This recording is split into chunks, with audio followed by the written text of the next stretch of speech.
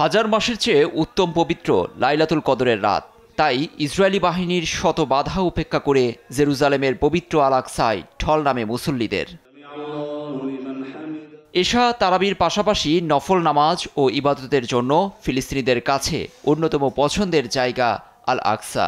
রাত জুড়েই কোরআন তিলাওয়াত, জিকির আজকরের মধ্যে মশগুল ছিলেন ধর্মপ্রাণ মুসল্লিরা। চোখের জলে দুহাত তুলে খোদার দরবারে গুনাহ মাফে করেন ফরিয়াদ। বিশেষ করে গাজায় নির্যাতিত মুসল্লিদের জন্য হয়েছে বিশেষ মোনাজাত।